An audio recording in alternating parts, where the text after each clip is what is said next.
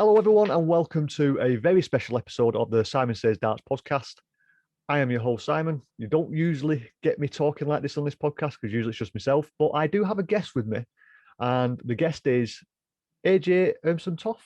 That's correct, yes. There we go. It's a gentleman who's just come through the first stage of the Qschool, which is what my aim is in a couple of years' time. So I'd like to welcome AJ to the podcast. How are you doing, buddy? I'm doing very well, thank you very much. Thank you for having me. It's only been a few hours since you finished event 3 of Qschool, the first stage. So many congratulations, I believe. Thank you very much. Thank you.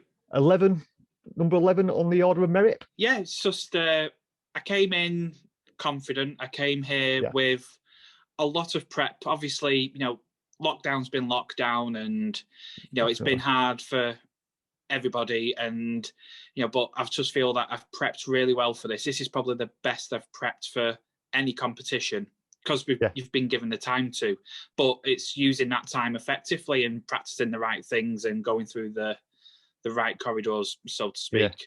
Been working with a few people and got a good support team around me, and they've given me this new mental approach to it, and now there's no nonsense anymore. It's all darts. It's all I'm figuring out now that I am pretty good at this, and this. So what we'll do, we'll just wind it back a little bit. What actually persuaded you? Is this your first time at Qschool, or have you been before? No, I have done Qschool a few times. But is this the first time you've gone and thought, I can do it this time? It not because I know a lot of people. There's a lot of dart players who just went up there for the experience. Exactly. Because it was at Wigan, so obviously it was just around the corner. So you could go there every day. Obviously, you've had to travel for this one. So did that make you think, right? Well, I'm going down there. It's going to be at least 3 to 4 days, possibly more, which it is now, obviously. But did it make you focus that a little bit more to say, right, this is my chance. I've got to really work at this. Obviously, you will have sponsors, hopefully. If you haven't, get on it. No. I've got an equipment sponsor. The great guys at Qschool, who make my flights, and they've made me darts for me now recently, and I've been using them now for over a year. And I think for me also, which some people may know me, like in the past, I've always been a bit of a changer of darts, not to the point of Peter Wright levels. I do know a few people like that. But now I've got a very simple darts barrel. It's no nonsense grip. It's it's right for you. Yeah, that's what it is. It's right for you. Everyone's got preferences, but I do when in the past where I've thrown with darts, I always go, oh, if only it had ...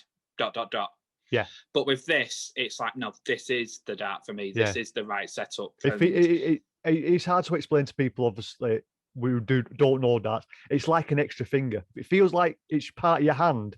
That's what makes a dart. It's not about buying the best darts in the world. You could go out and spend £100 on Raymond van Barneveld, Phil Taylor's generation 25,000 or whatever he's on now.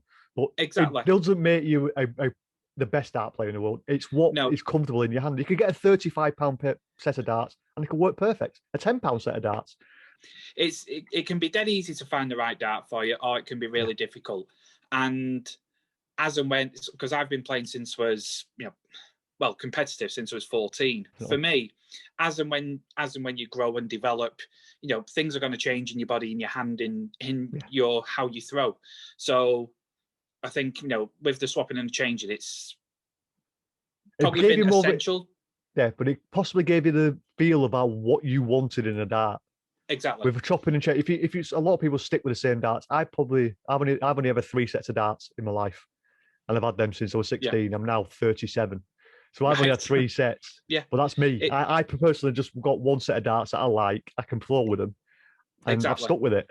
But if you're obviously with yourself chopping and changing darts, and it's Qschool, And I think for me, the biggest difference is the flights and stems that they sell. I use the Tero system, and it's kind of like a spring-loaded dart flight. So it spins, but it also bounces, so it stops any deflections. Yeah, so it's got a bit of a flexion. Because you've got that confidence in the product, and you're confident in what you're throwing with it, your game's going to level up anyway because you feel it's right for you. Yeah. So like we were saying before, this obviously we've had to go down to Milton Keynes for this Qschool. Obviously, so that gave you the focus to think, right, I'm spending money, because like you just said, you're spending the money yourself now. Yeah. This is a lot dearer than it would have been if it was at Wigan. Yeah. Because if you were at Wigan, you could have just travelled up every day. But obviously, with driving down there, you've got you obviously in the hotel where you are now. Yeah, you've got more expenses. Did it give you that focus to think, right, this is where I can do it?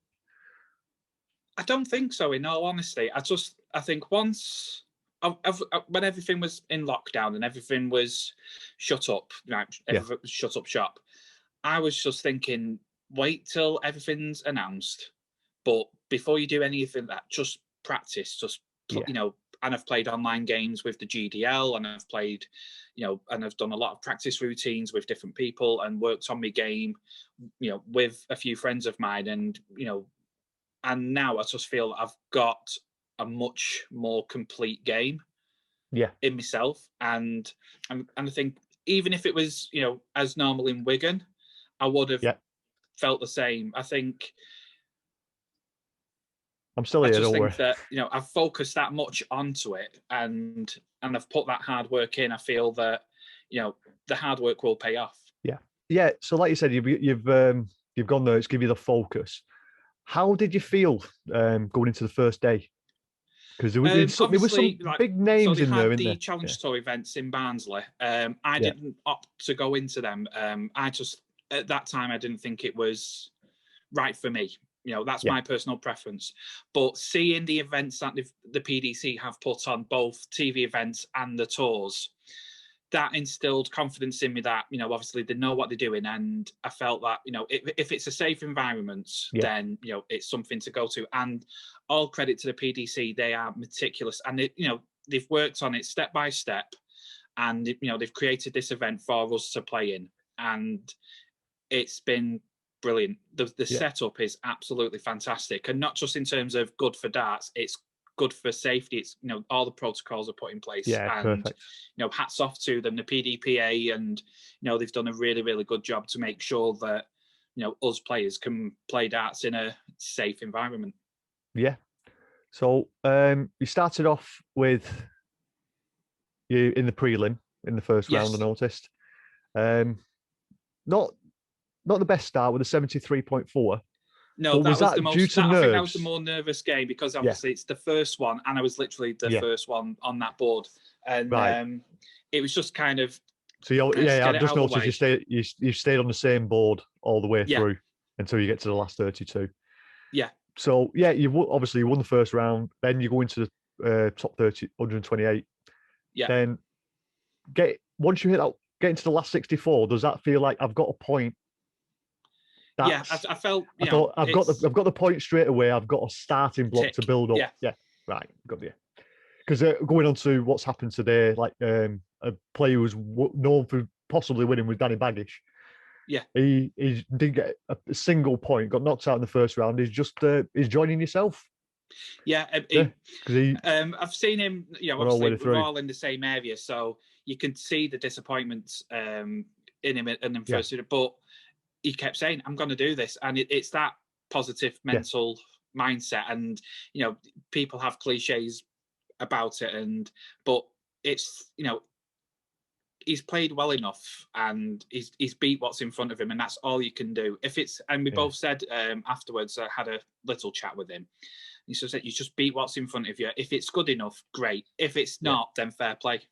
Yeah, and that's kind of the feeling I've gone into all these games. It's. Play the game. I'm going to play. So you played the board. You was playing the board rather than, or was you playing yourself rather than the person? Yeah, I was just playing. Yeah, I was just. Yeah. I'm trying to make it as simple as possible because, for me, really in the gameplay, because I've always been one of them of, well, if he hits that, and I am a dreadful overthinker. Yeah. Or I was, should I say? Now it's literally. As I keep saying, it's no nonsense darts. It's just get up there, play, throw your darts. Yeah, until someone tells you to stop. That's that's the best. So that's the only thing that's. Then he went steady in the last 64, And it looks like your last 32 game, that looked like one of your best games of the actual few days. In hindsight, looking at it, because you're 91.5 and unfortunately lost 6-5. Yeah, I drilled into the stats on it, and you had some fantastic legs. It was just that I think because it was his off, he got to the double before you. I think that's what it looked like. Yeah. So it's all important. Sometimes people don't realise in darts that hitting that bull can make the big difference from the start, especially with the short format that we're in. Exactly. First to six. Yeah. I mean, I used to play, obviously, I played in BDO events, and in them formats, it was usually like the British Open, early rounds is best of 5. Yeah, you got to start fast. Yeah, so you've got to hit the ground running. And I mean, with these events being best of 6, you've got a little bit of leeway. I think you've got like potentially a 3-leg find your eye in a way. But you could be 3 now down very quickly at the same time. So you've just got to just play till they tell you to stop, win or lose. Yeah, it does. Well, that was the first day for you, so that wasn't a bad start, should we say? Let's have a quick look at your day 2 for you. Well, a bit of a shorter day for you. You didn't get in the prelim, just straight into the. It was. So, I don't like to be honest. I've just looked at. I'm not drilled into these properly yet, but I've just noticed you started off the same as you did on the first day, and then you just started rolling. 93.5 and a 91.1. But unfortunately, one of them, like I say, a lot of people don't realise when it comes to averages don't mean everything. No, darts anymore. Because obviously the guy you played, that Jamie Clark, he had an 8-point difference and he won 6-4. Exactly. It's just a massive. And I think everyone keeps saying averages, and I've seen a lot of comments on in every competition where they say they've only got this average or they've got this average. At this moment with these competitions, literally anyone can beat anyone at any time. The form is out the window because it's been so long before, for some people that have been at the World Championships, it's a different story. But for the vast majority of players, you're kind of going in raw, and you've just got to try and get yourself to that consistent level as quick as possible, because everyone else is trying the same thing. But anyone can beat anyone, and that's why I think, especially with this group B1 or 1B, people are saying, "Oh, there's been upsets." They're not necessarily upsets. It's just at that moment in time, they was slightly better, and it's wide open. I mean, I think phase 2 is completely wide open. Yeah, phase 2 is you've got you guys who've played for the last 3 days. Yeah. People who played for the previous 3 days, and then you've got the guys who've just lost their tour card, so they're going to be hungry. You're going to be you're just going to be just as hungry to get that tour card, but they're going to want to get their tour card back. So you're going to have 128 players there that are all fully capable of getting a tour card. It's 4 days now, and you've got to do your absolute best. Yeah. And hopefully, I've got the game in, to do that. Yeah. So you got yourself into the final phase. There's some big names in there as well. Now it's a straight up knockout competition for yourself, or you think you'll say, well, if I play this guy who I played in these, I might be able to get through a couple of rounds, or no, you're not I know you won't thinking that, but is it? Yeah, I mean, when I've spoken to people, it's like, oh well, if you get 4 points, you're through, and this, and it's one. So I had 4 points by day 2, but I was there to go through outright. That was my plan. And you've got to go with that, because you're going to then start playing defensive. Yeah. You're going to start like looking at percentages and just go out there, play your darts till someone comes up to you and says, "Anthony, you have to stop now." And it's as simple as that. That there's no ramifications. There's no this, that, or the other. For me personally, I'm just going to literally go out there and play, and it doesn't matter who I'm playing against. I know I've got the game to beat anybody, and it's going to take someone to play really well to beat me. And that's been the case. Yeah, in the 3 losses that I've had. It does. It shows in the games you've lost, you've actually had the better average. It looks like the games have been really well. I have followed a few while I've been going live, but obviously I've been not there, but I've got other things to do. All I can say really, mate, is congratulations on getting to phase 2. Thank you. But the adventure continues. as you Indeed, recently yes, the said in job a is not tweet. done yet. I know. So you, like you said, you're aiming to go straight for a tour card. I believe it's changed. Is it only one per day now? Is it? And then it's the yes, one per day. So you've got to win the tournament to get an outright tour card. Yeah. And and I believe it's 17 cards for the UK overall. Right. So there's like one in 10. I mean, 1 in 10, 1 in 11 chance. will go through. Yeah. So all I can say is good luck, buddy. Thank you very much. If you carry on playing the way you're doing, I'm sure you will be on that tour card. So thank you for joining me. Is there anything you would like to plug, i.e. any yourself, any Twitter handles you've got or anything? I'm not really a plug-in kind of player. I've developed my game and I've developed myself really, and people have always strived to have their signature this and whatever. But for me now, it's just purely about playing darts. It's a game I've loved for nearly 30 years. I've watched Bullseye when I was a kid and played against my dad and stuff like that. And it's a game I love. And now I've got an opportunity. I've got 4 days to do something that I really love to do. And if it's if it gets me to where I want to be on the Pro Tour, fantastic. If not, then I'll try harder for the next time. Yeah, because there's a local lad who did it the hard way, Dave Evans. Yeah, the guy. I play with him on a Thursday. Well, I have played him a few times on a Thursday.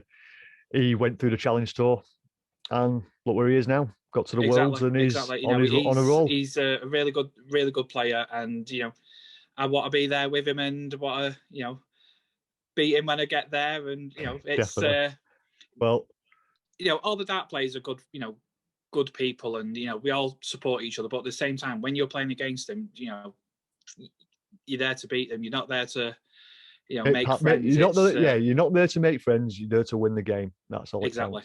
No worries. Well, thanks for joining me, AJ. You've been a fantastic guest. And if you guys could do me a favor, if you could like, comment, and subscribe down below, and give this a thumbs up, and we will see you again in another interview.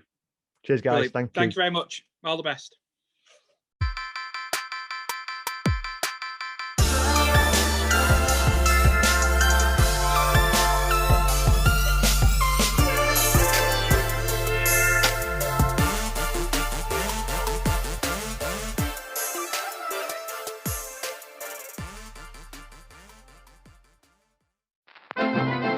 This podcast is part of the After Dark Podcast Network.